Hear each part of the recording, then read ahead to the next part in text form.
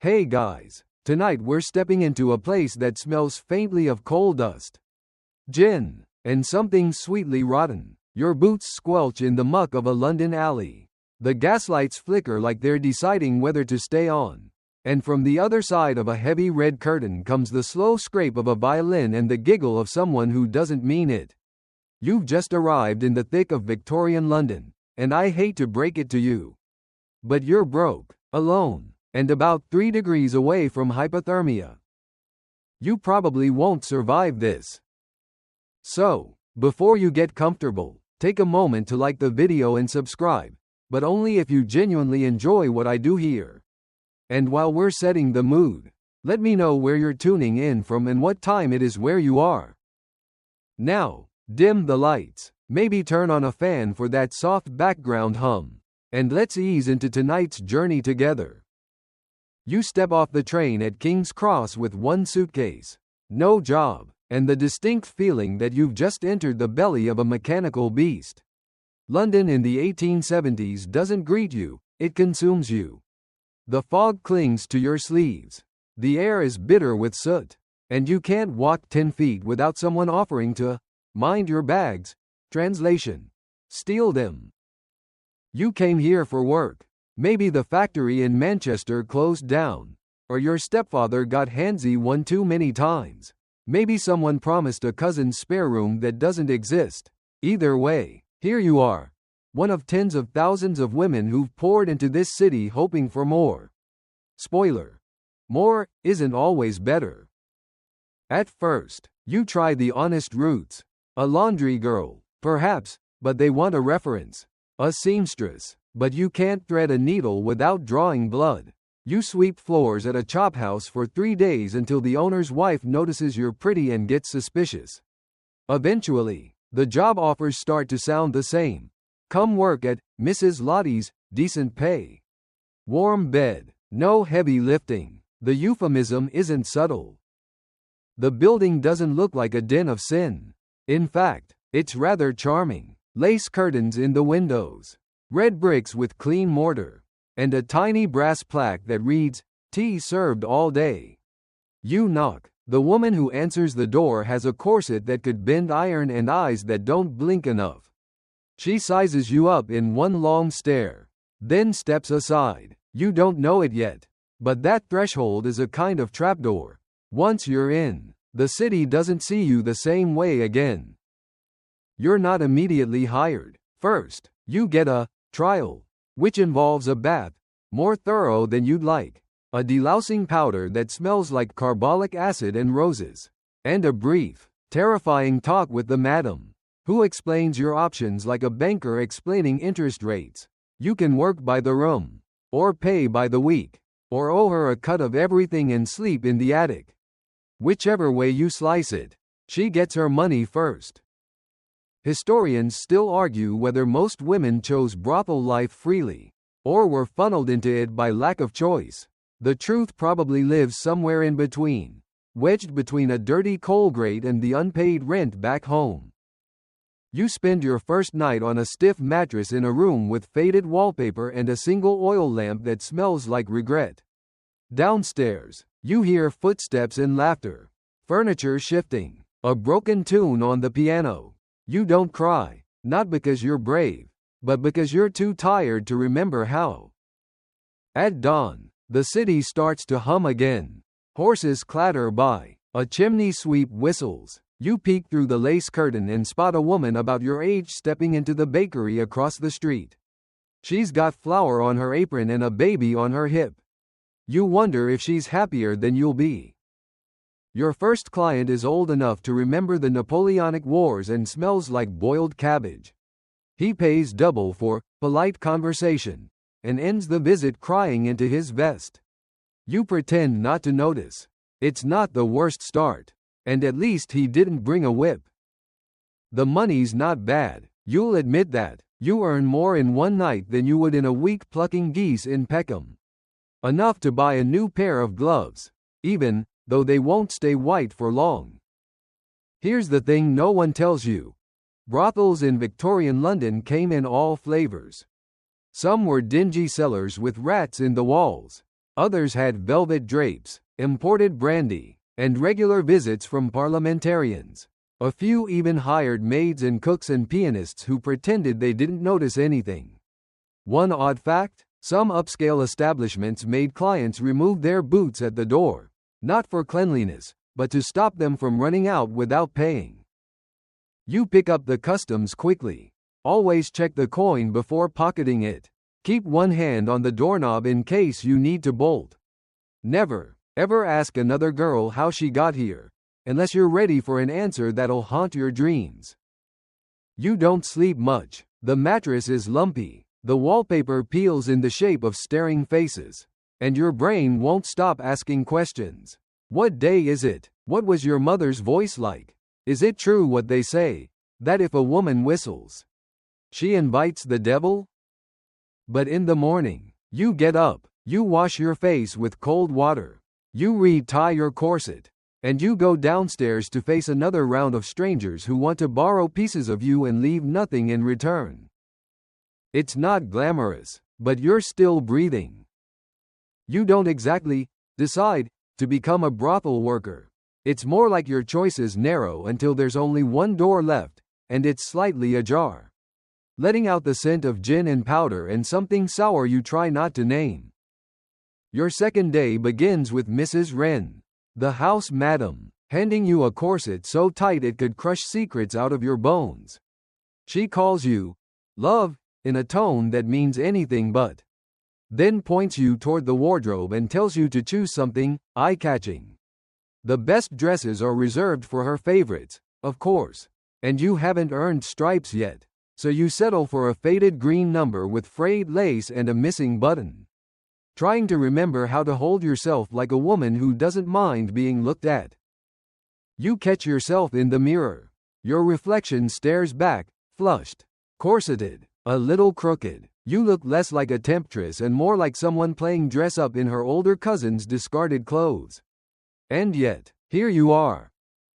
By mid-morning, the house stirs like a waking animal. One of the senior girls, Delia, who claims she once sang at Covent Garden, offers you rouge and a bit of unsolicited advice. Smile. Even if you hate them, it makes them tip better. And never let them take you to the cellar. You don't ask why. Mrs. Wren lays down the rules in a tone that mixes bored rehearsal and veiled menace. No drugs without her permission. No bruises that can't be covered. No stealing clients, unless you can do it without getting caught.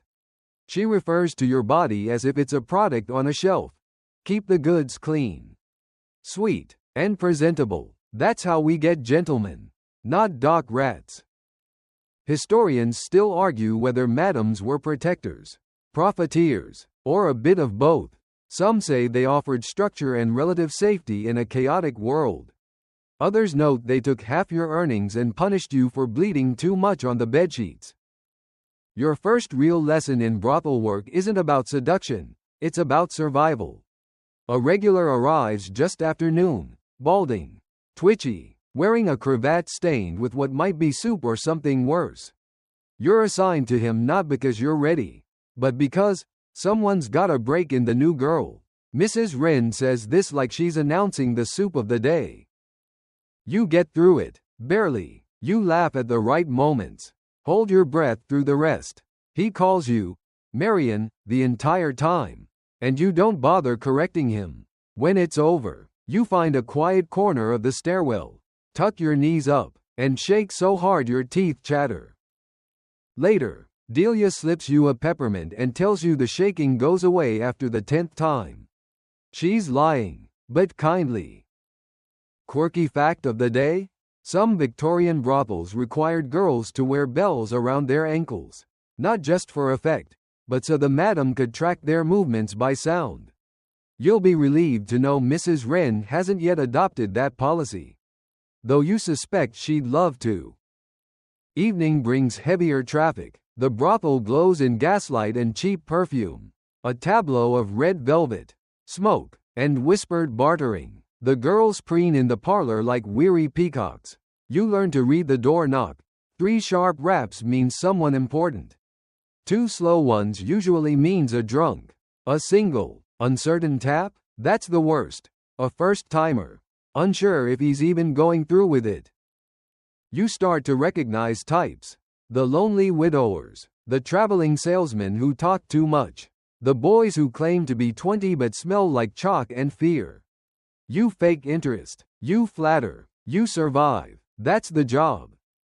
And oh, the paperwork. You weren't expecting paperwork, but Mrs. Wren keeps a ledger so detailed it could rival the Queen's Court records. Each girl's earnings, each visitor's preferences, notes about overdue payments or tendency to bite. Sometimes, she lets you copy the names into the book. You pretend not to read what's written next to yours. New. Quiet. Might run.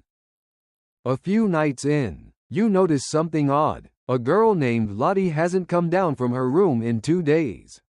You ask about her, but the others dodge your gaze. She's with a friend, says one. She took a job in Brighton, says another. Mrs. Wren says nothing, which says everything. The truth is, not everyone lasts long. Between sickness, violence, debt, and disappearances, the brothel workforce has more turnover than a dockside warehouse. Some girls leave in the night. Others get retired when they stop being profitable. No one talks much about where they go. Maybe Brighton, maybe a grave. You sleep in a small attic nook now, under a slanted ceiling and a ticking clock that never keeps quite the right time. You hear everything from up here. The creak of bedposts, the rustle of silk, the weeping. Sometimes you hear laughter too, which is almost worse. You begin to realize this isn't just work. It's a role you wear like a mask. In public, you smile wider, walk slower, flutter your lashes just so. But inside, you're tensing like a drawn bow. Every touch is calculated, every glance weighed. You're always selling something, even if you don't know exactly what. But for now, you're still here, still earning, still standing. And in Victorian London, that counts as a win. Your morning begins with the rattle of hooves outside and a warm draft of fried onions sneaking in through the cracked window. The room smells like yesterday's rouge, damp wool, and the faintest trace of lavender-scented powder someone spilled weeks ago and never cleaned up properly. You stretch, but not too far. Your ribs still ache from last night's corset. And your hip is sore where that dockworker rolled onto you like a sack of coal. Being a brothel worker, it turns out, isn't just about the nights.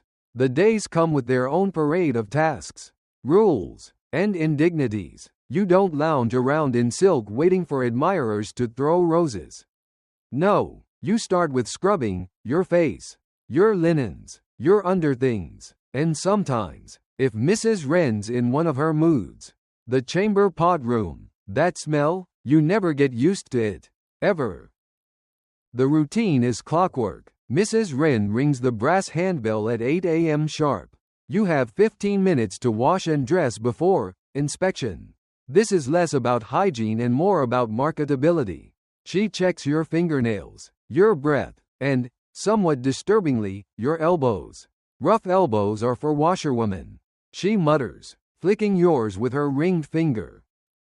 You file downstairs with the other girls to eat breakfast, toast, weak tea, and porridge that tastes like it lost a bet. Conversation is minimal. Everyone's tired, everyone's a little hungover, and at least one girl has tear tracks still drying on her cheeks. That one might be Evie, the youngest of you. She's barely 16. Though she claims 17 with the swagger of someone who's practiced the lie. After breakfast, it's time for preparation, which mostly means turning yourself into a product. You sit in front of the cracked mirror, patting rouge on your cheeks and coal dust on your lashes. Delia helps you twist your hair into the style du jour, soft curls, pinned loosely to suggest casual decadence. The effect is meant to look effortless, like you just woke up from a dream. It actually takes about an hour, 3 burned fingers, and a few bobby pins that will eventually stab you in your sleep. Quirky tidbit? Some brothels hired women just to brush hair. Literally, Their entire job was to keep the girls looking soft and polished. At the high-end houses, these hairdressers were called maid in attendance, but everyone knew they were basically unpaid apprentices waiting for their turn on the floor. At midday, Mrs. Wren calls out the schedule. You're on display from 1 to 5 today, meaning you'll be stationed in the front parlor like an ornament, reading a book you don't understand, sipping tea that's gone cold, smiling at passers-by through the curtain. Sometimes a man walks in just to browse, as if he's at a fish market. Other times, a group of men come in together, laughing and pointing, asking for someone exotic. The joke is, none of you are exotic, you're all just poor, displaced, and painted up like porcelain. Historians still argue whether brothel workers in Victorian London had any meaningful autonomy during the workday. Some claim women could negotiate their own rates, choose their clients, and even take afternoons off. Others paint a darker picture, a strict schedule, enforced quotas, and punishments for underperforming. From your spot in the parlor, watching the second-hand tick around a cheap wall clock, you suspect the truth again lives somewhere in the gaps. In the late afternoon, there's laundry to sort, not the dainty kind, either. You're elbow deep in lukewarm soap water, scrubbing chemises and petticoats until your knuckles wrinkle. The washerwoman, a stout old figure named Maud, gives you a sideways glance and says, "Better this than the Thames." In it, you nod, but you're not so sure. The Thames might at least be cleaner. Then there's the doctor. Well, not a real doctor. Dr. Renshaw appears every Thursday in a dusty coat and wire-rimmed spectacles, carrying a worn leather bag full of dubious tinctures and frightening implements. He inspects the girls one by one, declaring you fit or unfit for work, and occasionally doles out some god-awful bitter tonic you suspect is mostly gin and chalk. He gives you a look today, not the creepy kind, just one of quiet pity. He notices the bruise on your thigh, clicks his tongue, and mutters, "Get some rest, if you can." Then he's gone. You wish you'd asked what his real name is. Evening creeps in again, and with it comes the soft rituals of reopening. Candles are lit, mirrors polished, the pianoforte downstairs tuned to a slightly less terrible key. A few girls practice coquettish laughter. You take a seat by the front window, just as a drizzle begins to tap against the glass. There's always this strange in-between hour when everything's quiet. You can hear the muffled clatter of pots in the kitchen, the floorboards creaking under someone's hurried steps above, and, if you close your eyes, a distant carriage echoing down the cobblestones. You sip your tea and wonder what it would be like to have an ordinary day. Just one. A day where you wake up, stretch, and decide what to do based on something other than necessity. Maybe you'd work in a bookshop. Maybe you just sleep in and bake a pie. You don't even like pie, but the idea of choosing feels almost luxurious. The doorbell chimes. A man walks in, removes his hat, and bows with the exaggerated politeness of someone who's about to say something awful. He picks Delia. You exhale. Not your turn, yet. You climb the stairs to your room and sit on the edge of the bed. Toes pointed inward, back slightly hunched. You're not sad, not angry, just hollowed out a bit. But you know the steps. Wash your face, fix your hem, reapply the rouge. The routine is a shield. And right now, it's the only armor you've got. Outside, the rain thickens. The world beyond the window fades into a soft blur of gaslight halos and gray puddles. Another day in the parlor done. You made it through. That's enough. You start noticing things. Not just the little habits, like how Delia always checks her teeth in a spoon before a client, or how Evie braids her hair with red ribbon when she's feeling fragile. No, you start noticing patterns. Which girls the clients favor, which ones the madam favors, and how both are rarely the same. The other girls aren't your enemies. Not exactly. But friendship here is a complicated thing. Everyone's competing for attention, for better rooms, for a night off. At the same time, everyone's also drowning, so sometimes, you help each other float. You and Delia fall into a rhythm. She shows you how to lace a corset without bruising your ribs. You fix her hem when it snags. You both pretend not to hear each other cry at night. There's comfort in that silence. Delia tells stories when she's tired, weaving in and out of truth like she's embroidering with invisible thread. One night she says she once danced for the Prince of Wales. Another, that she was married to a chimney sweep who drowned in the Thames. You never ask which is real. Doesn't matter. In here, stories are currency. You hold on to whichever ones buy you strength. Evie is different. She's too young, too hopeful, and still believes in kindness. She bakes little tarts when no one's looking, terrible ones, lopsided and dry, but you eat them anyway. The other girls sometimes shield her from the rougher clients, slipping her away upstairs when the more dangerous men arrive. Mrs. Wren pretends not to notice, but you know she does. She's just saving Evie for someone richer. Historians still argue whether brothels operated as surrogate families for women with nowhere else to turn. Some argue they forged strong bonds, shared hardship binding the girls tighter than blood. Others argue the brothel broke those bonds as easily as cracking glass. You'd say both are true. It depends on the day, on the girl. Take Molly, for instance. She's got a laugh like broken bells and a streak of meanness that shows when she's drunk. She steals your hairbrush once, then leaves it back under your pillow like a dog burying a bone. No apology, just the silent acknowledgement that she wanted to see if you'd break. You didn't. She respects that. There's a kind of social ladder in the house. Not just seniority, but rank, mystery, flair. Delia's at the top, naturally. Evie's kept up high because of her youth.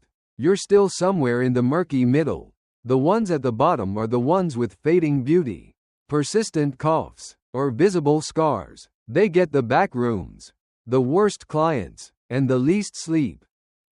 A quirky tidbit? In some of London's higher-end brothels, girls had calling cards, like businessmen. Not with their real names, of course. Miss Ivy, Lady Nightingale, even Josephine of Soho. Clients could collect them like keepsakes. You wonder what yours would say. Something sharp. Maybe, Miss Nobody. When new girls arrive, it's like someone's dropped a stone in the middle of a still pond. Everyone watches, weighs. Judgments are made quickly, sometimes cruelly. One girl from Leeds lasts 3 days. Another with perfect teeth and a French accent turns out to be neither French nor fluent in lying. She vanishes overnight. Then there's Nell. Nell walks in wearing a dress so clean it makes everyone else look dusty. She doesn't smile, doesn't chatter, just sits on the edge of her chair like she's waiting for something better to start.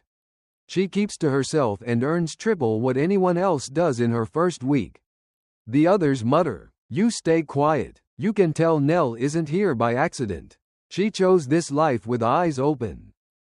One night, you pass her in the hallway and catch a glimpse of her back through the laced slit of her gown. Scars, neat, thin, surgical, like someone tried to carve her into something else. You don't ask. She doesn't offer. Brothel life flattens you if you're not careful.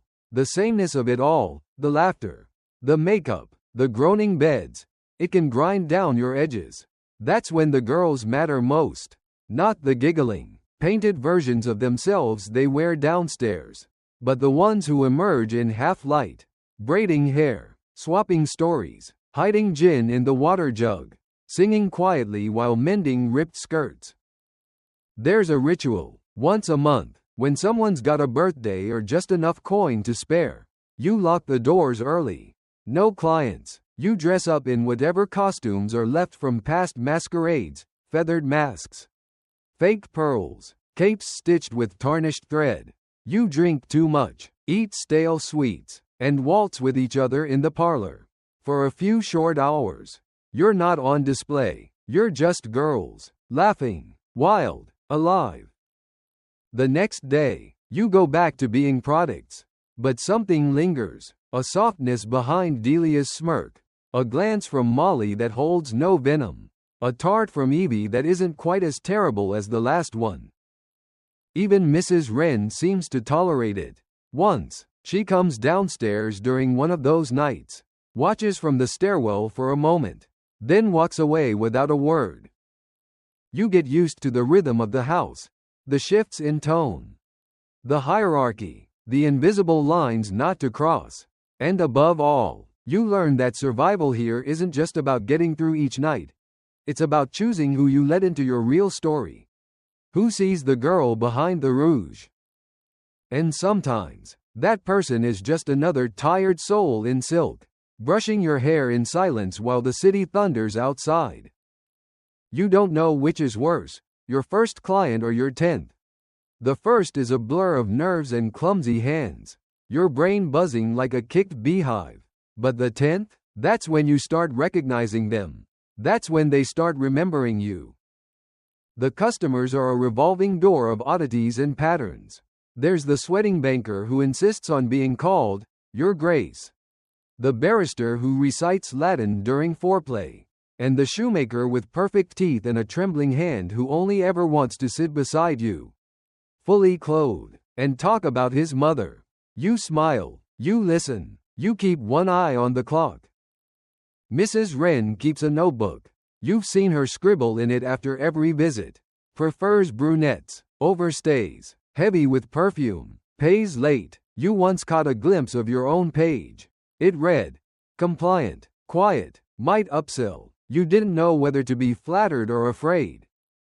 Most clients fall into 3 categories: the creeps, the regulars, and the lost causes. The creeps come in under a cloud. You feel them before you see them. They touch too early, stare too long, talk about things that make your skin crawl. You try to avoid them. But sometimes the choice isn't yours. One wears a different ring on each finger and calls you, Mummy. Another likes to slap, playfully. He says, Mrs. Wren watches closely with those hooded eyes. If he brings coin, he stays. You do what you must and scrub your skin raw after. Historians still argue whether Victorian brothels had formal protections for the workers. Some claim contracts and house rules offered boundaries. Others insist that if a man had enough money, no one in the house would stop him from anything. The truth, again, is a muddy mix of silent bargains and survival instinct. Then come the regulars. These are the ones you learn to manage. Mr. Dawlish comes every Friday at 5 on the dot, smelling of ink and sea salt. He brings a single rose, leaves his boots at the door, and talks about clocks for a solid 10 minutes before asking to begin. He's harmless, sad, maybe. You don't mind him. One regular insists on singing hymns afterward. Another insists on doing nothing at all, just lying beside you, whispering stories he says he'll never tell his wife. One time, a soldier on leave cried into your lap about a friend he'd buried in Crimea. You stroked his hair like a sister. He paid double. You learn to adjust yourself depending on who enters the room. For the creeps, you go still. For the regulars, you become someone warm and vague, easy to mold. The trick is never giving too much of yourself away. You're a mirror, a whisper, a joke that fades before the punchline. But the lost causes? They're the dangerous ones. They arrive wide-eyed and trembling. They fall in love after 10 minutes. They ask your real name. They want to save you. One even offers to marry you. He's got a room in Stepney, he says, and a mother who'd understand. You almost believe him. Almost. But you've seen where that path leads. Delia once ran off with a man like that. She came back 2 weeks later with a limp and no money. Never said what happened. Just lit a cigarette, looked you dead in the eye, and said, never trust a man who wants to rescue what he doesn't understand. A quirky fact? Some brothels had secret passageways, not for escaping, but for discreet client entry. One especially posh establishment in Mayfair reportedly had a rotating bookcase that led directly into the drawing room. Gentlemen would step through like magicians. You imagine one tripping on the rug and breaking the illusion completely. Back in your own house, discretion is more of a survival mechanism. You learn to read cues fast. If a man's coat is damp, he might be angry. If his hands tremble, he might be dangerous. If his boots are polished, you might be able to charge extra. One evening, a client arrives you don't recognize. Young, rich, bored, the worst kind. He laughs too loud and treats the whole evening like a stage play. Calls you wench and insists on reenacting scenes from some novel you haven't read. You keep your voice even. You pretend not to notice the way he grips your wrist just a shade too tightly. Afterward, he leaves a gold coin on the sill and doesn't look back. You press your palm to your chest and wait for your heartbeat to settle. It takes longer than you'd like. Later that night, you and Molly drink watered-down brandy and compare worst clients. She wins. Something involving a bishop and a taxidermy fox. You don't ask questions. Some things are better left vague. The regulars are back the next day. One brings chocolates. Another forgets your fake name and calls you darling. Like he means it. You almost smile. You make notes in your head. This one needs flattery. That one likes to be teased. This one just wants to feel seen. You adjust. You perform. And you get through it.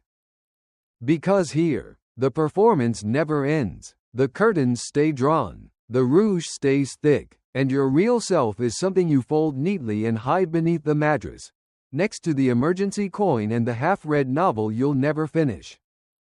But sometimes, when the house goes quiet and the lamplight fades, you think about the boy who cried in your lap, or the man who asked for your real name and waited, just for a second, like he might deserve to hear it. And you wonder if anyone sees the girl behind the glass. It happens on a Thursday. Mid-afternoon, a knock at the front door that isn't quite right, too firm.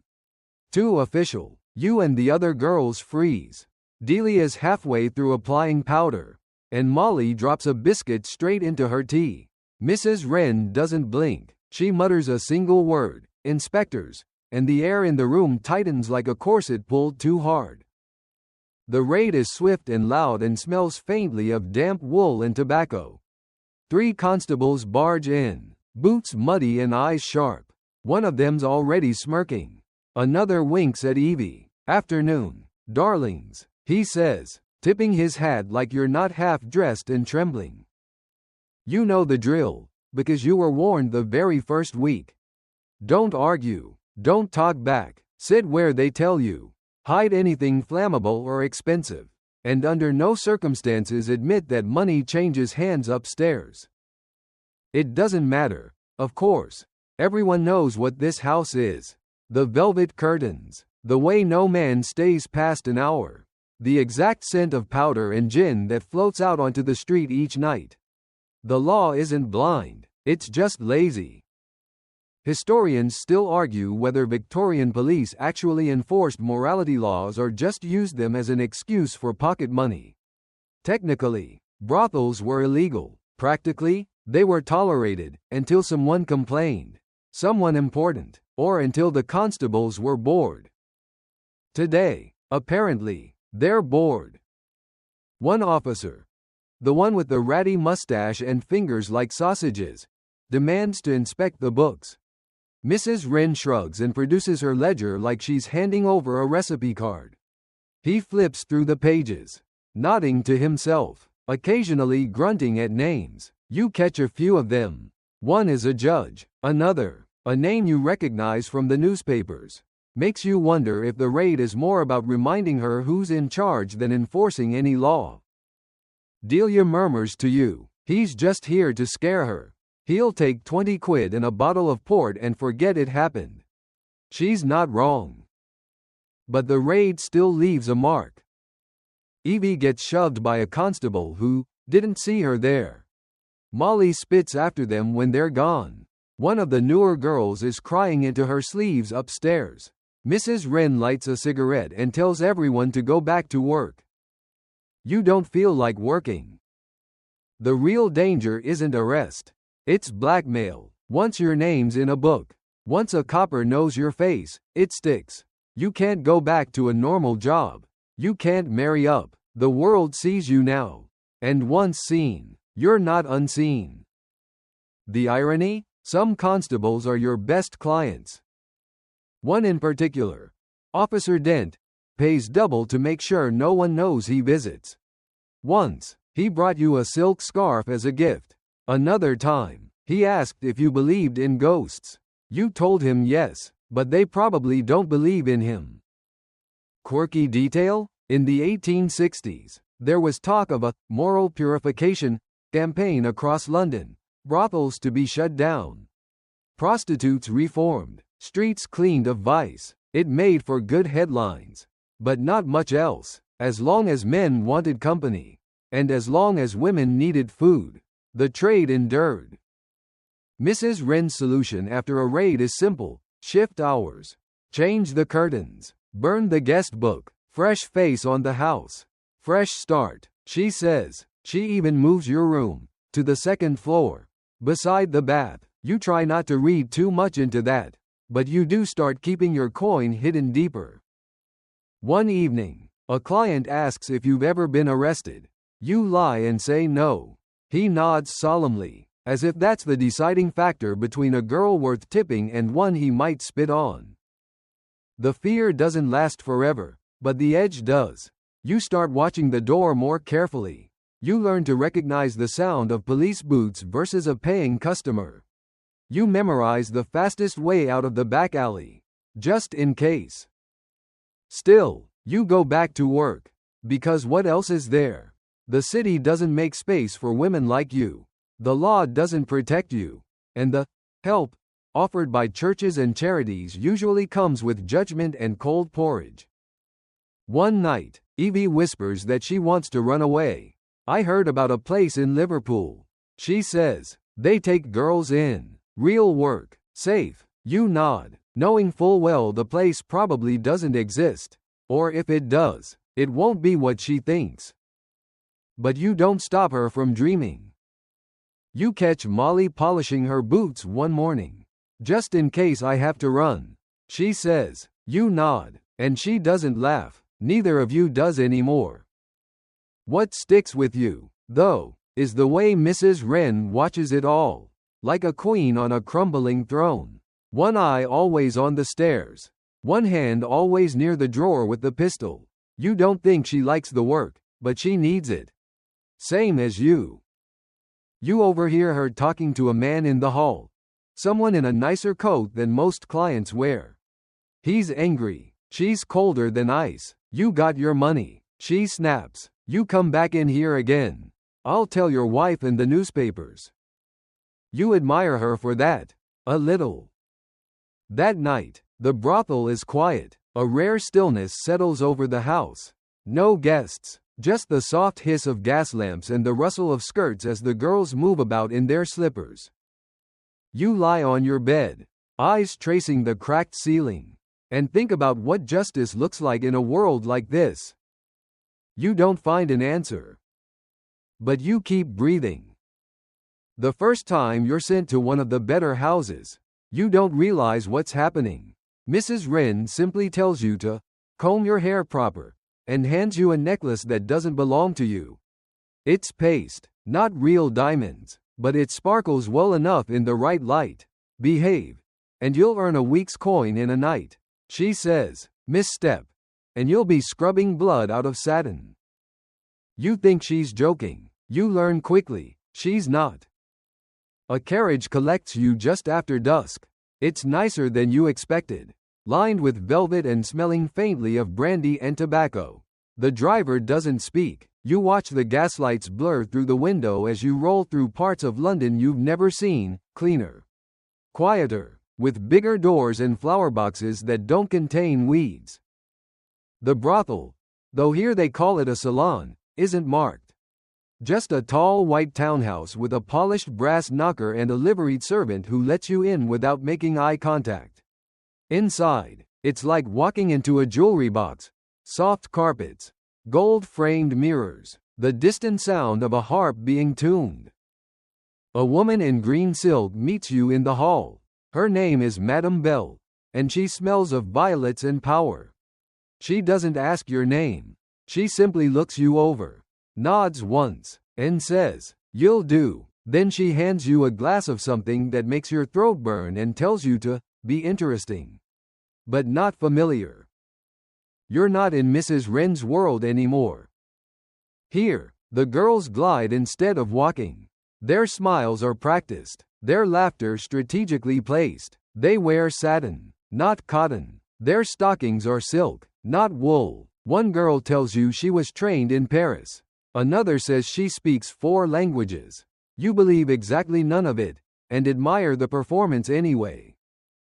Historians still argue whether these elite houses offered more freedom or simply gilded cages. The girls were well-fed, well-dressed, and kept in relative comfort, but only so long as they were useful.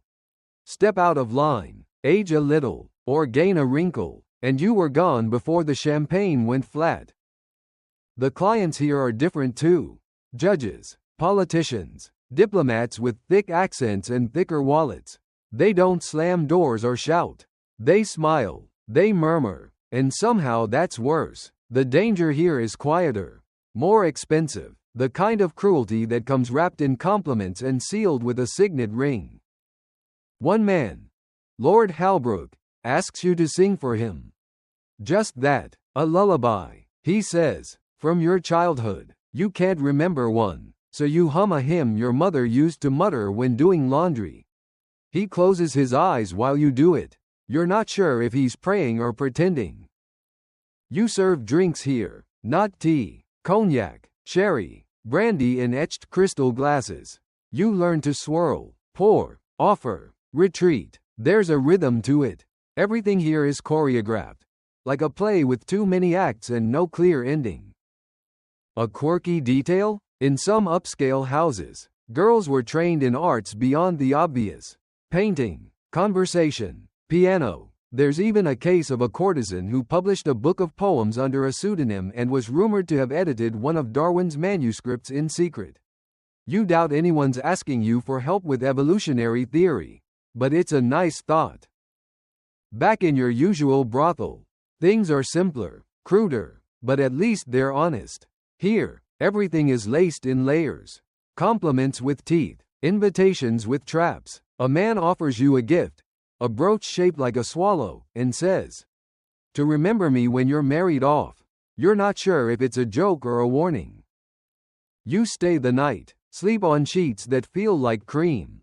In the morning, Madame Belle gives you an envelope with more money than you've ever seen at once. She doesn't say goodbye. The carriage returns you to Mrs. Wren's just before dawn. The sky is a smudge of gray and rose. The streets are slick with early rain. You step out, coins clinking in your pocket, feeling not quite real, a porcelain doll that's been boxed up and returned. Delia meets you at the top of the stairs. She raises one brow and asks, "Well, are they all poets and princes?" You just smile and shake your head. "No," you say, "they're exactly the same, just better dressed." The truth is, you're not sure which world is worse. In Mrs. Wren's, you know where you stand. In Madame Belle's, you're an actress in a play with no script and a set that shifts beneath your feet. The girls there walk like queens, but their eyes stay fixed on the door. You don't go back for a few weeks, but eventually, the envelope arrives again, and the necklace appears on your pillow. You know what it means. So you curl your hair, powder your cheeks, and step into the coach once more. Because sometimes, pretending to be expensive is the only way to stay safe. You start seeing ghosts. Not the white-sheeted kind that rattle chains in the night, but the quieter ones, women who once slept in your bed, walked these same stairs, laughed in this same parlor. You don't know their names, but you know their outlines. You feel them in the creak of the floorboards, in the perfume still faint on a shawl left in the corner cupboard.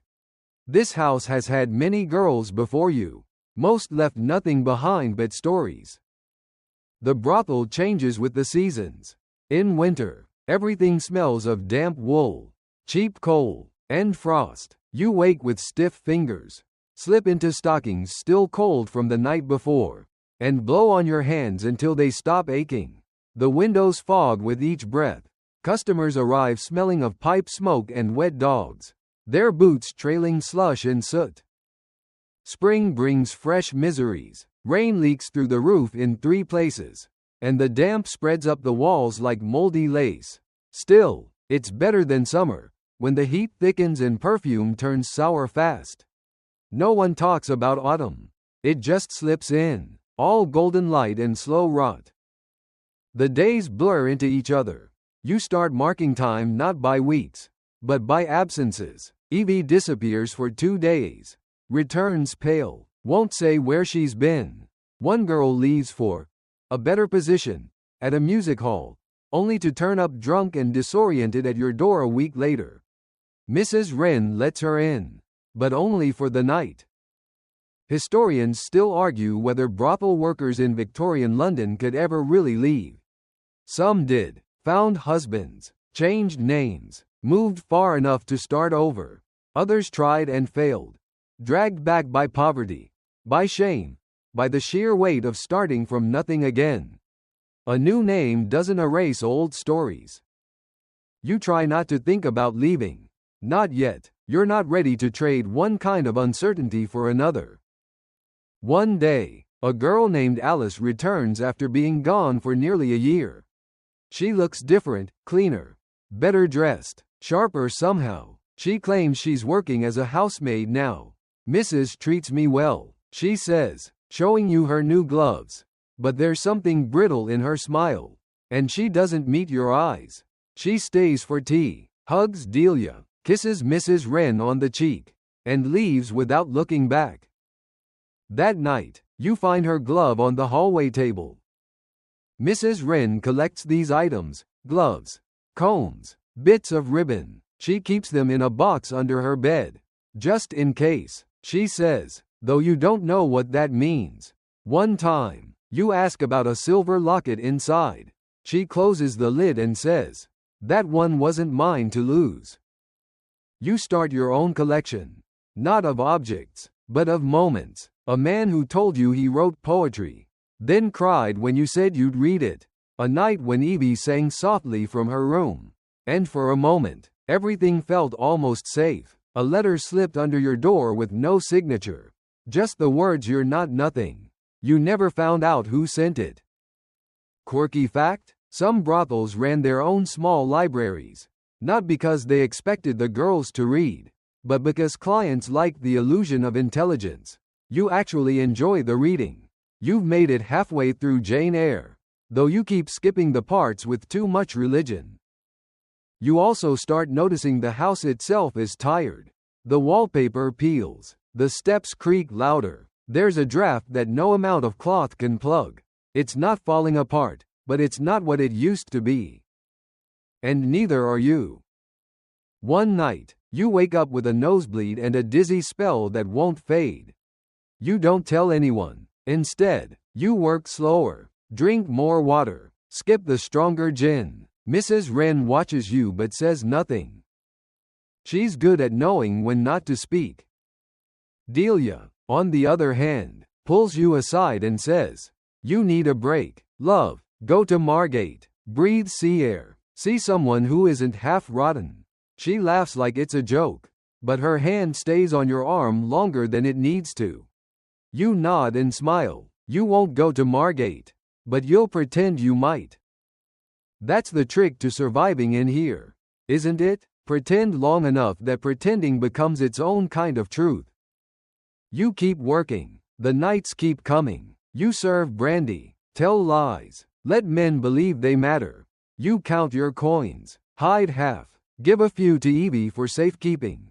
She hides them in the wall behind her mirror, in a crack no one else knows is there. One night, You ask Delia if she believes in ghosts.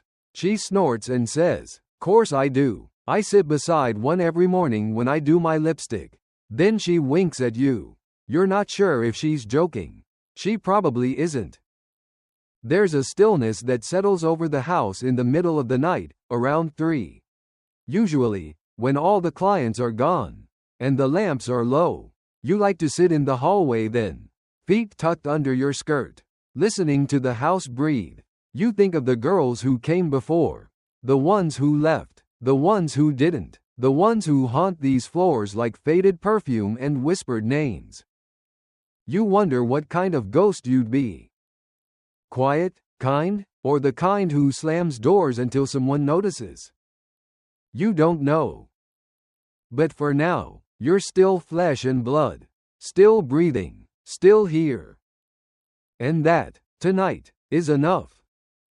You start hearing whispers about the register. Not the little notebook Mrs. Wren keeps in her apron. No, this one's much bigger, official. The Contagious Diseases Acts are back in force, and someone's making rounds. Nurses, inspectors, plainclothes men from the parish. They're talking about your body like it's a statistic, about your job like it's a contagion. You're not sick, at least, not that you know, but that doesn't matter. They can test you anyway, drag you off the street, examine you behind closed doors without your consent.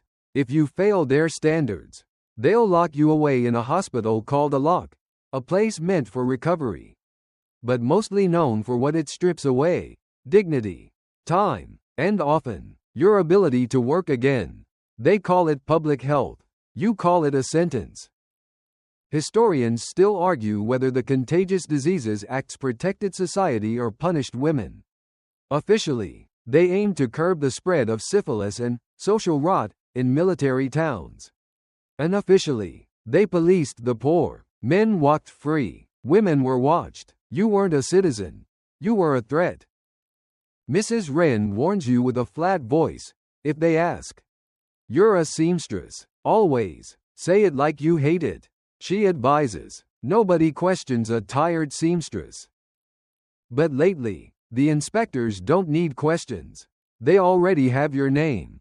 Someone talked, or someone watched. You wonder if it was that fancy client last week, the one who asked too many questions and smelled like chalk dust and government paper. You change your route to the grocer.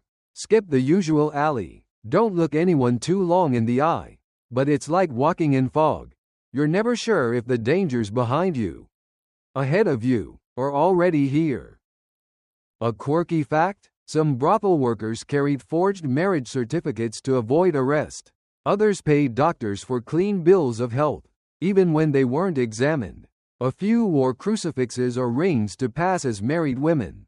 Anything to be seen as respectable. It's all camouflage.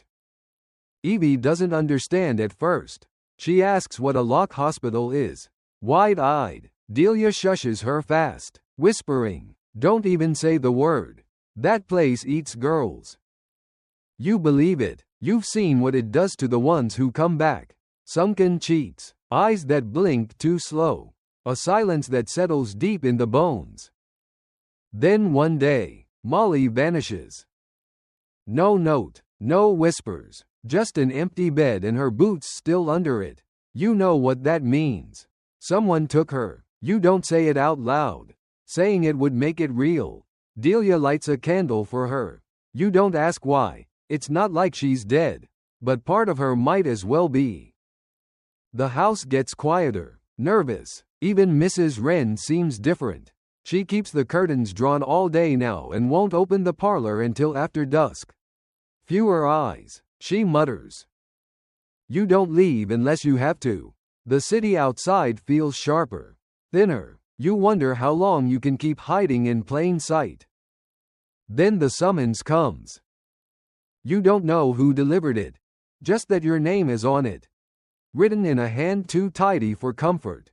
You've been identified, required to report for examination. Failure to comply may result in arrest. You stare at the paper.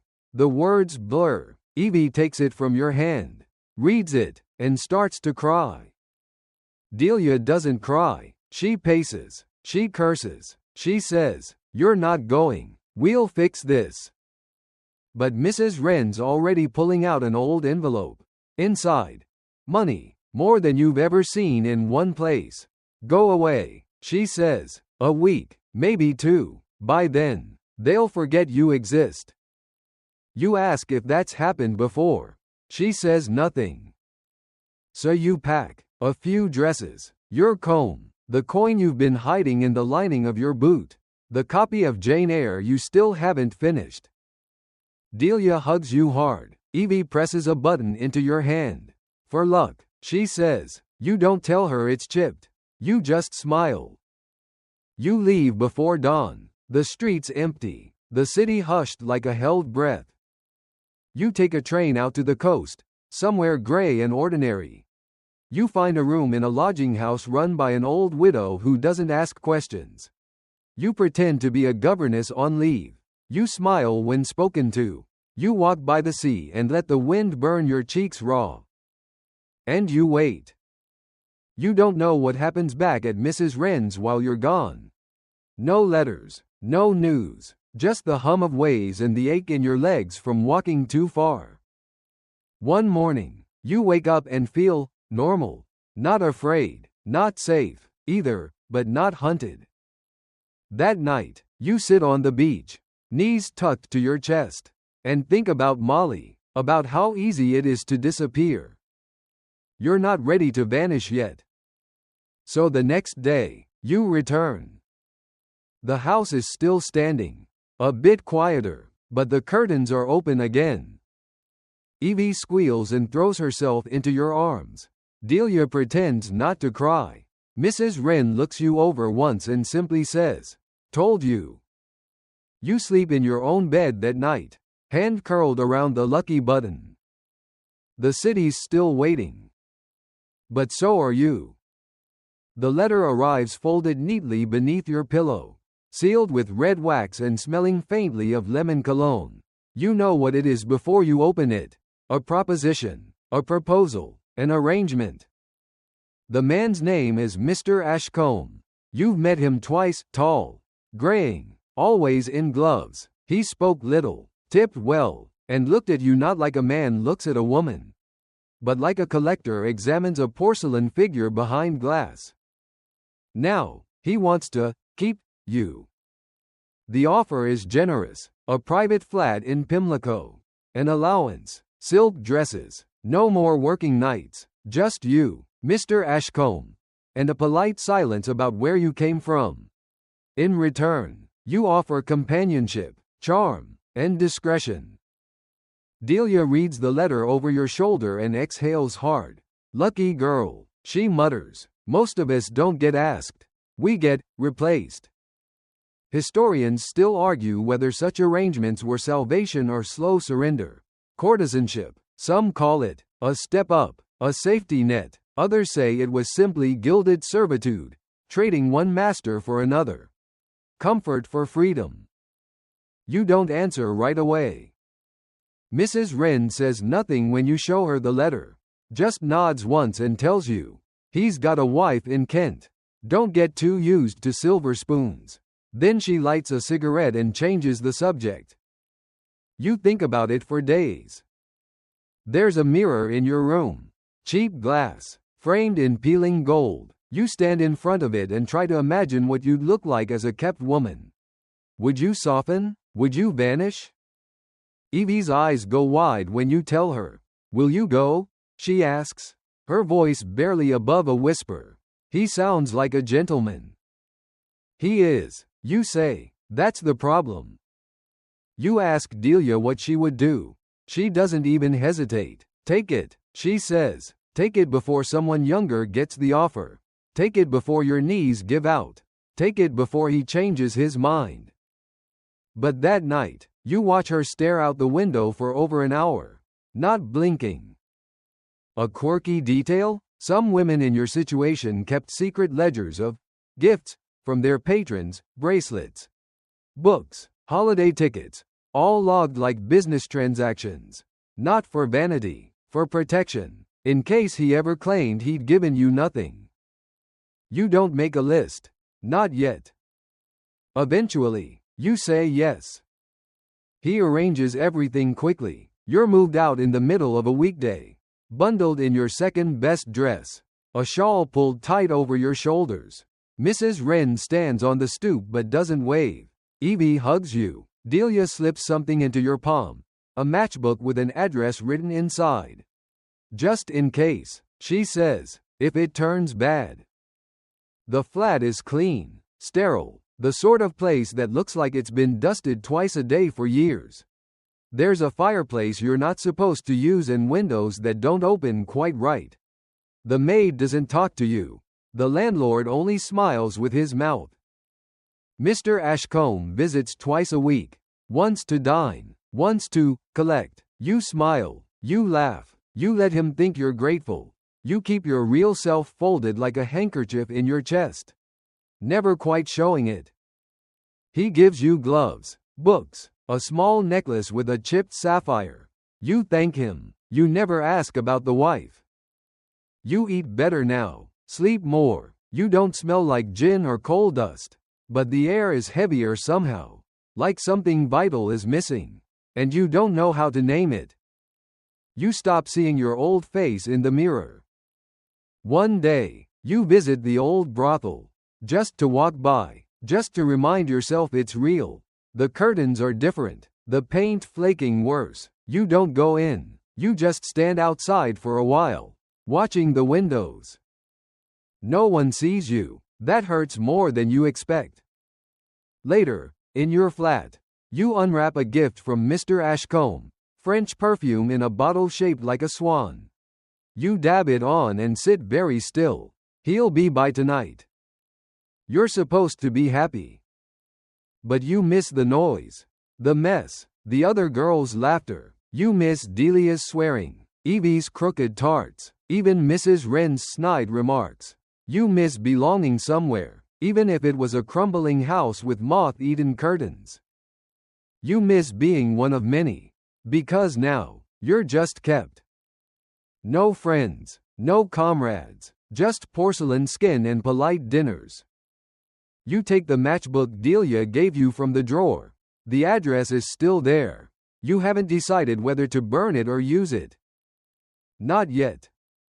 You don't tell Mr. Ashcombe you're leaving. You simply wake one Thursday, watch the maid bring in tea without a word, and know, you've had enough. Enough of the silence, enough of the clockwork visits, enough of being a well-kept secret in a neighborhood that smells of rosewater and rot. You dress in your plainest clothes, leave the necklace on the mantelpiece, slip the perfume bottle into your bag. Small comforts are still comforts. You close the door gently behind you and walk down the street like you've lived there forever. Not like you're walking out of a gilded cage. You don't go back to Mrs. Wren's. Not yet. You don't know what you'd even say. Instead, you go to the address Delia scribbled into that matchbook months ago. It's not what you expect. The place is in Camden, a boarding house turned halfway sanctuary. Halfway chaos. There's laundry strung between windows and children chasing a cat down the front steps. Inside, the air smells of onions and old prayers. A tired-looking woman in a dark apron sizes you up from the doorway. I'm looking for work, you say. She sighs. Aren't we all? Her name is Miss Hart.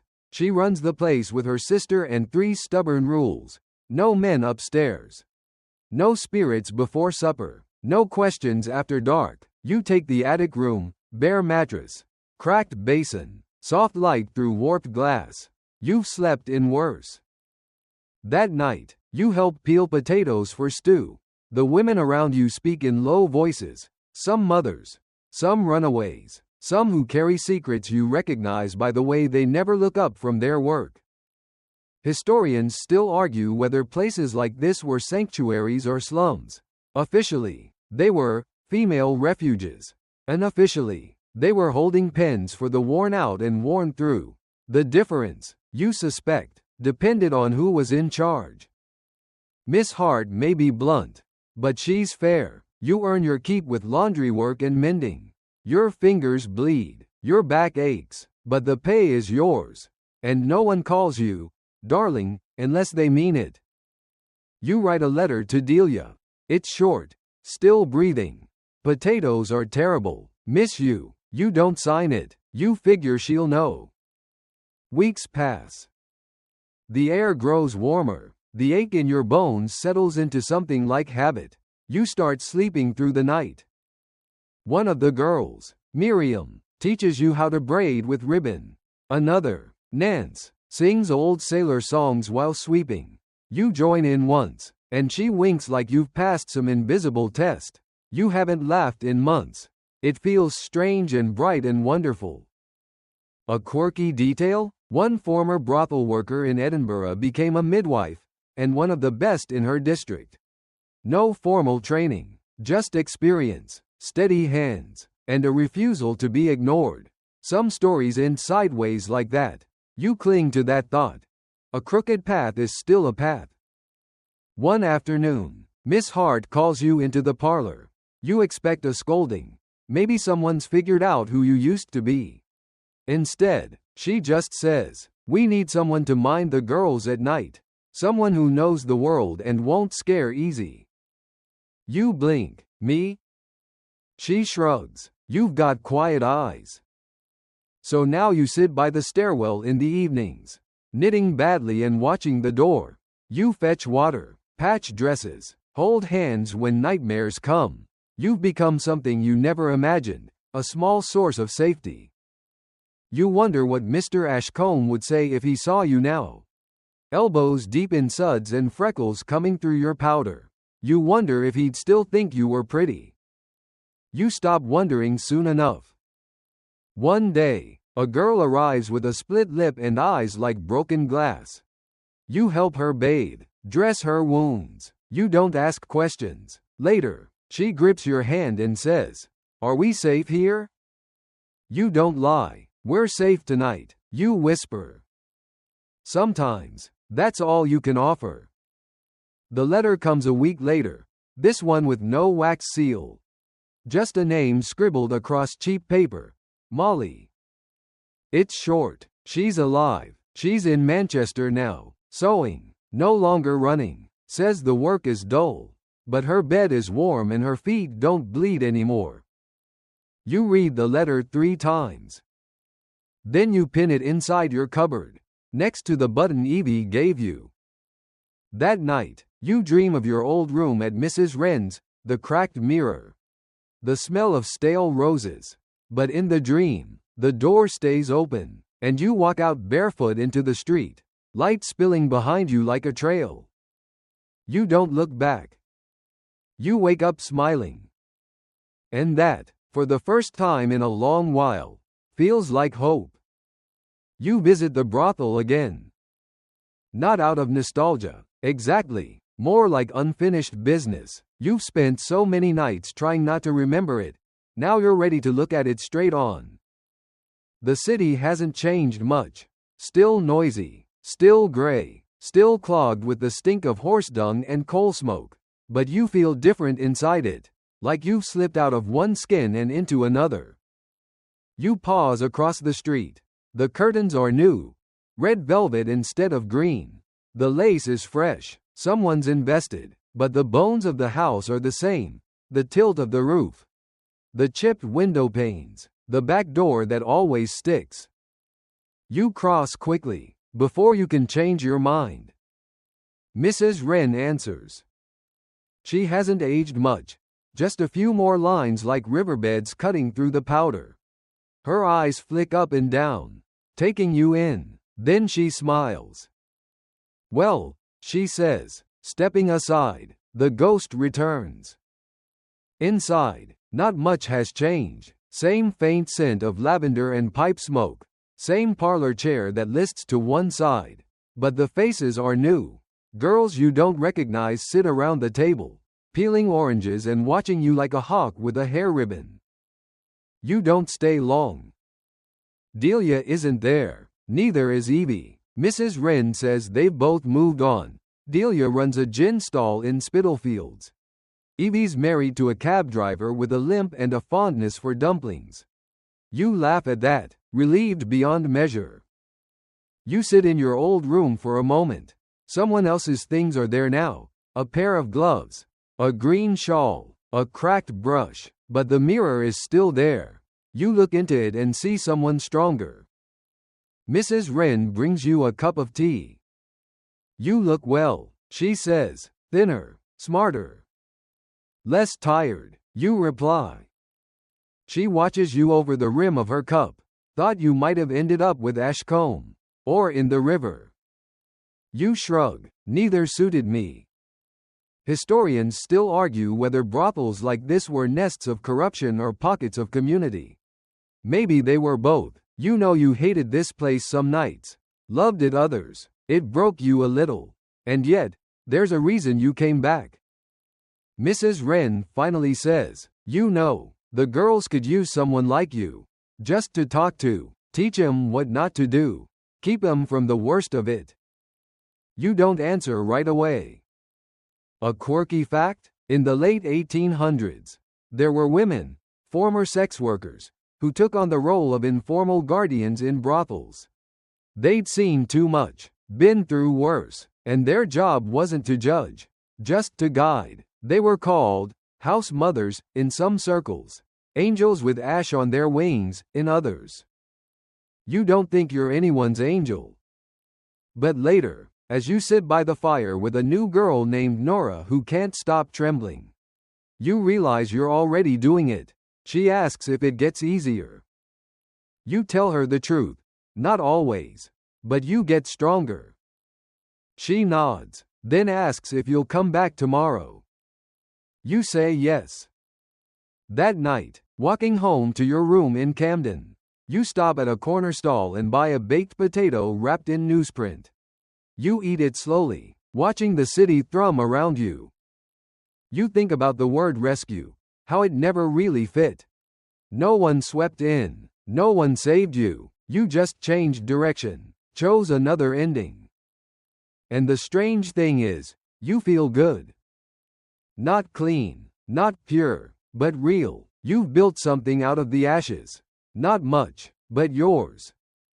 One morning, you find a letter tucked in your work bag. The handwriting is unfamiliar, blocky and stiff. Inside, it says, "Thank you for being kind. You probably saved me, and I didn't even say."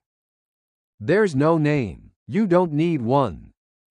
You keep the letter tucked behind Molly's, with Evie's lucky button and a dried flower dahlia once left on your windowsill. You start visiting the brothel once a week. Nora braids your hair while you talk.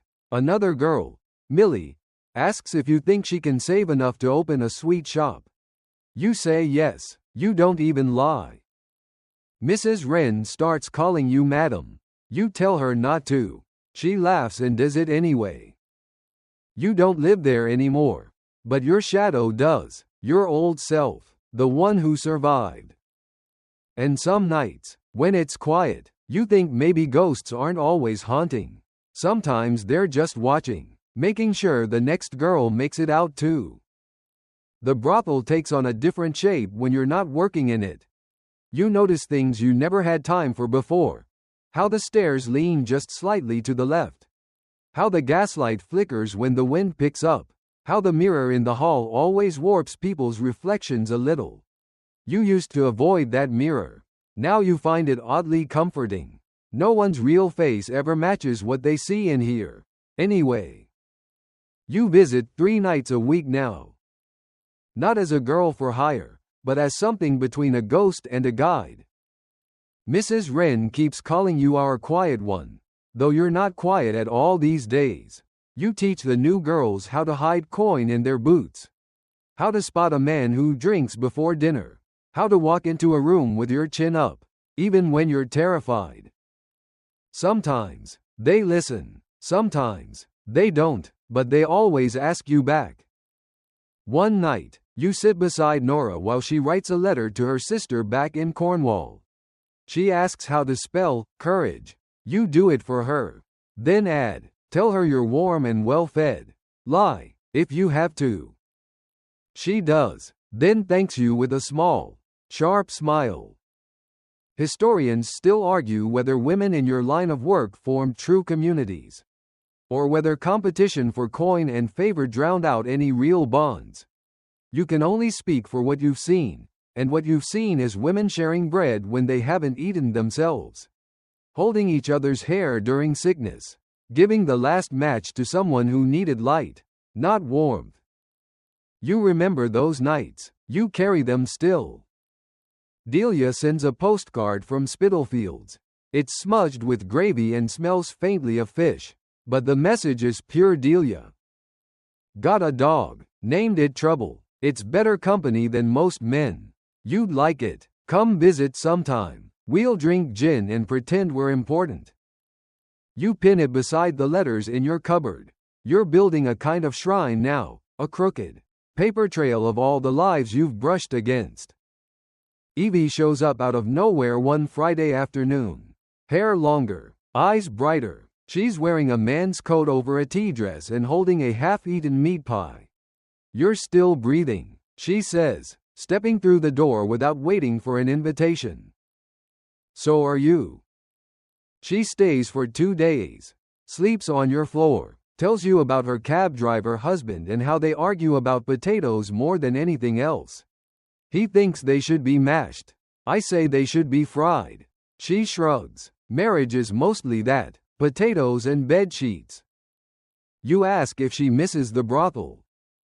She looks at the window for a long time, then says, I miss the girls, the smell of rose soap, that one night we sang in the hallway like fools. She doesn't say she misses the work, neither do you. A quirky fact? In the late 19th century, a few former brothel workers opened their own boarding houses, not for profit, but as safer places for girls who were leaving the trade. Some lasted months, some years, all of them left a mark. Evie and you talk about doing the same. Someday, maybe, if there's coin enough, if there's time. She leaves a note when she goes. Says, write me next time. Don't just wait for ghosts to knock.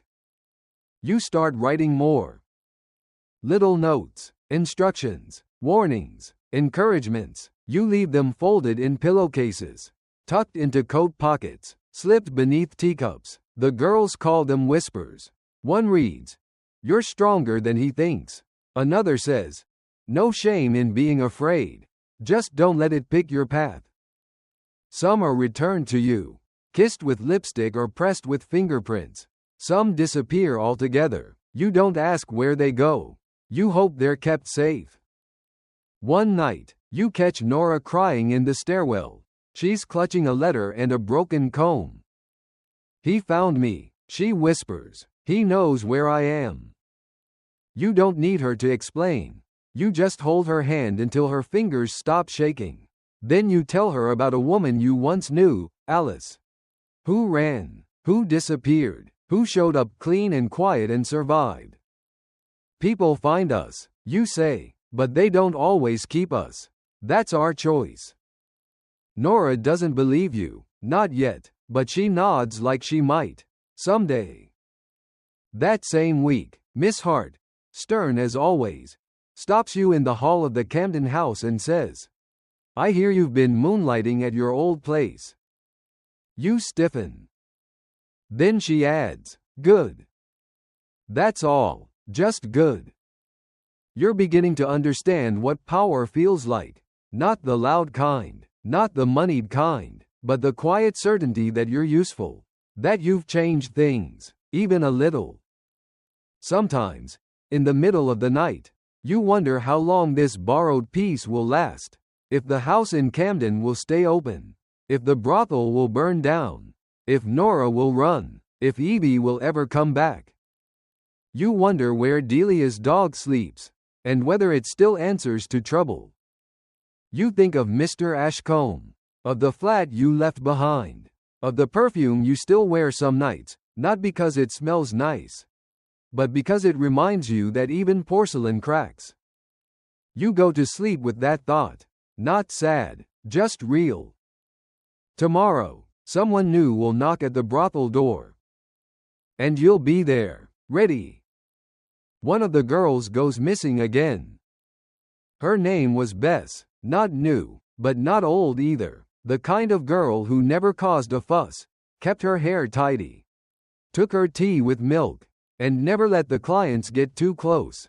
She'd been saving coin for months, whispering about Liverpool, about starting over where no one knew her name. And then, she's gone. Her room is neat, bed made, no signs of struggle, just a ribbon on the sill and her favorite brooch left behind. That's what worries you most, the brooch. Bess never went anywhere without it. Mrs. Wren doesn't ask questions. She just lights a candle on the hall table and tells the others. If she's smart, she's halfway to the docks by now. But you know her voice too well. She's scared. She's seen too many disappear without a trace. You and Nora go to the station together. Pretend to be her cousins. Pretend you're worried about a wayward girl with a weak mind. The constable barely listens, says maybe she ran off with a client. Maybe she's not worth the fuss. Historians still argue whether the Victorian legal system ever cared for women like Bess. On paper, there were laws meant to protect you. In practice, the moment someone called you a girl of the street, your worth shrank. You became a footnote, a shadow. You walk home from the station in silence. That night, you tell Nora everything, about the girl who disappeared before her time, about the river, about the ones they never find. She asks, how do you keep from going mad? You answer without thinking, you don't, you just make sure the next one lasts a little longer. It's not a good answer, but it's honest. 2 days later, a letter arrives, no return address. Inside, Bess's brooch, wrapped in a torn scrap of cotton. No words, just that. You burn the cotton, keep the brooch. You don't tell the other girls. Some truths are better held quiet. After that, things shift. You feel it in the way the younger girls start sticking closer to the stairs. In the way Mrs. Wren lingers longer in the doorway when someone heads out for a walk. Even the walls seem to know something's gone missing. You stay longer each night. Keep the kettle hot. Keep the girls laughing. Keep the stories going, even when your throat aches. Delia sends another postcard, this time with a sketch of her gin stall and a note. Open invitation. When your ghosts get too loud, come pour drinks with mine. You consider it. You even pack a bag. But then Nora falls sick, nothing serious, just a fever, but she grabs your hand and says, please don't go yet. So you stay. A quirky detail? In certain boarding houses, women like you were sometimes paid small stipends by charity groups, quiet recognition for keeping others off the streets. Not enough to live on, but enough to mean something. You're not sure that would ever happen to you, but the idea makes you smile. A week after Bess vanishes, a new girl arrives. Her name's Maisie, barely 16, eyes too wide, hands too small, hope already thin around the edges. Mrs. Wren hands her off to you. She's yours, she says, try not to break her. Maisie asks 100 questions. What to wear, where to stand, how to spot the mean ones, whether it's true the ghosts walk upstairs. You answer them all, even the last one. They don't walk, you tell her, they wait. Maisie asks what that means. You just shake your head. The first night, you sit with her until she falls asleep. Her breathing softens. You watch her face relax. For a moment, she looks like a child again. You think of Bess, of the brooch, of how easy it is to vanish. You vow, not this one. Not if you can help it. That same week, you return to Camden. Miss Hart raises an eyebrow when she sees your packed bag. You running again? No, you say, just rearranging. You ask if you can split time, help at the refuge by day. Be at the brothel at night. She considers, then nods. If you can carry both ends of the rope, I won't cut it. So you do. Your days become rhythm. Wash, mend, listen, cook, whisper, then walk through the city to the brothel where you laugh, lie, comfort, and survive. You wear both lives like layers, refuge and red light, gutter and grace. The strange thing is, it works. You see girls make it out. Not all, not always, but some. Maisie saves enough for her own room by the docks. Nora finds work delivering bread. Even Mrs. Wren seems lighter, like she's less afraid of being the last one left. One night, as you sweep the brothel's back steps, you find a button pressed into the crack of the bricks. Not Evie's old one, a new one, shiny, pink, carefully placed. You don't know who left it. You pocket it anyway. A symbol, a gift, a promise. You don't need saving anymore. You are the net. You wake up to fog. Thick, heavy, yellow with coal smoke. The kind that gets into your mouth and tastes like rust. London is made of fog some days. It wraps around your ankles like old sorrow, settles in your collarbones, reminds you how small you are in a city that doesn't care if you make it or don't. But you do make it. Every day, now, and most nights, too. You live between places, the refuge by morning, the brothel by night, two different worlds, both held together by threads you've quietly tied. And the strange thing? You've stopped dreading either door. You're not a girl anymore. Not exactly. You've become something else, an anchor, a keeper of stories, a pair of hands that doesn't flinch when someone bleeds. Maisie leaves first, slips a note into your apron pocket. Just 5 words. I remember what you said. She's gone before breakfast. You find her ribbon tucked under her pillow, folded sharp and neat. You smile, cry a little, then change the sheets and wait for the next girl. Historians still argue whether women like you truly helped others escape, or just made the pain quieter for a little while. But you know the truth. You've seen what comfort can do. You've seen the difference between being alone and being believed. Mrs. Wren starts calling you, my second spine. Says she'd be in the gutter without you. You don't believe her, but you also don't deny it. Sometimes, the girls think you're older than you are. You've got old eyes, Nora says once, tying her corset, like you remember things I haven't lived yet. You just smile. Old eyes are the price of survival. A quirky detail? In one of the rare reports on London's brothels from 1888, a young writer noted that the most respected women in those houses weren't the richest or the most beautiful, but the ones who could calm a scream with a sentence. The ones who carried broken girls like lit candles. That's you now. You light the lamps. You keep them steady. Delia finally visits.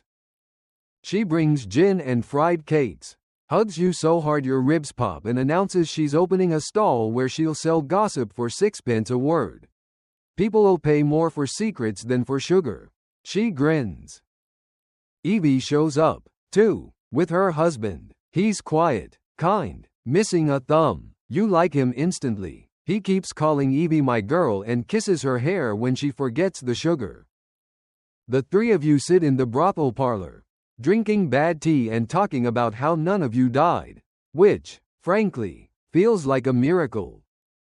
Do you ever think we got out? Evie asks. Delia laughs. We didn't get out. We just got further.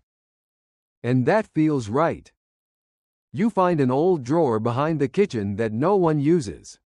You fill it with little things, buttons, notes, scraps of ribbon, a pressed daisy, a broken locket, one of Bess's hairpins.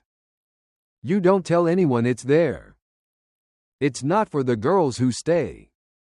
It's for the ones who go. Nora moves on next, starts teaching needlework at the refuge. She wears her hair up now and carries herself like someone who's no longer waiting for something terrible to happen. You watch her leave the brothel for the last time with a loaf of bread in one hand and a song in her throat. You don't stop her. You don't follow. You just keep the door open a little longer. The house keeps running. The fog keeps rolling. And you, somehow, remain right in the middle of it. People start calling you Miss. Not darling. Not love. Not you there. Just Miss. And it feels right. Like a new coat. Like something earned. Mrs. Wren says she's thinking about retiring. Too old for this racket, she mutters, though she still climbs stairs faster than you. Would you take it over? She asks one night, casual as a cough. You don't answer, not yet. Because the truth is, maybe. Maybe you would. Not to keep it running like it used to, but to make it something else. Something better, safer, a house that doesn't chew girls up and spit them out, a house where ghosts can rest. You sit by the window later, watching the city blink and breathe under its blanket of soot and smoke. Somewhere out there, more girls are stepping into rooms they're not ready for. More Evies, more Bessies, more yous. And maybe, just maybe, there's another house waiting for them. One with hot tea, with a quiet bed, with someone who'll say, "You made it through tonight. That's enough." Because it is. You've lived 1,000 lives in one skin. You've been porcelain and flame. You've been bruised and bright. You've walked through fire and come out smelling of lavender and iron. And now, finally, you're more than what happened to you. You're the one holding the door open. The city softens as you settle in. The coal smoke fades to quiet shadow. Footsteps grow slower. Even the fog grows gentler, more like a blanket, less like a cage. You sit with your feet tucked beneath you, tea cooling at your side, the edge of your shawl falling loose from your shoulders. Somewhere, a girl you once knew is sleeping soundly, tucked into clean sheets in a place where no one will knock after midnight. Another is walking down a quiet street towards something better. Another is laughing with her whole chest for the first time in years. And you're still here, still listening, still lighting the lamp one more time before you rest. You breathe in. The air is cold and clean. Your fingers uncurl. You made it. No fanfare, no parade, just your heart, still beating, and the ghosts sitting quietly beside you, at peace now, or close enough. You close your eyes. The city hums. The night deepens. And you rest, safe, known, and finally still.